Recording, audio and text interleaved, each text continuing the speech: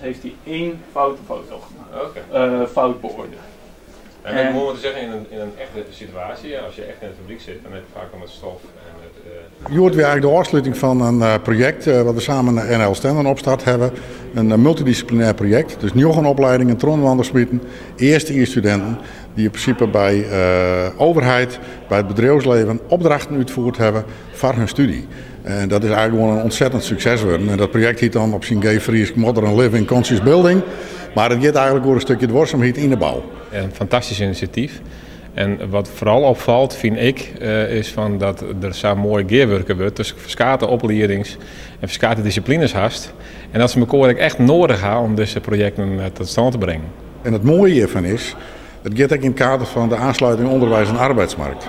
Wij willen eigenlijk studenten in zo'n betiert mogelijk stadium in contact brengen met het bedrijfsleven. In samenwerking met Bowen, we hebben hier binnen, hebben wij een probleemstelling opgesteld van een bedrijf uit Harlingen. Dat heet Spaansen.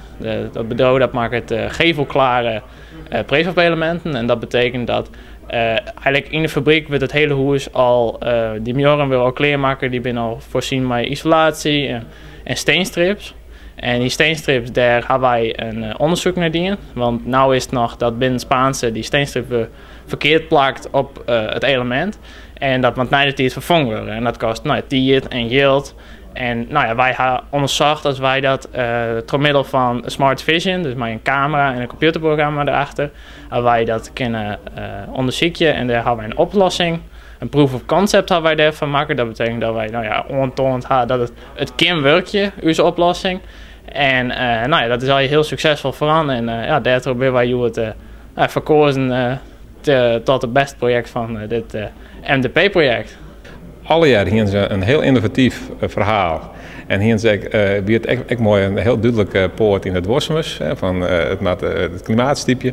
Spaansen, die groep, ja, die ziet vooral mooi dat de praktische zien ze echt aan de boppenkant. Want volgens mij kunnen ze dat gewoon saai uitvieren, ook bij Spaanse zelfs. En volgens mij zijn daar zelfs al de contacten door. Ik had ook projecten Action natuurlijk.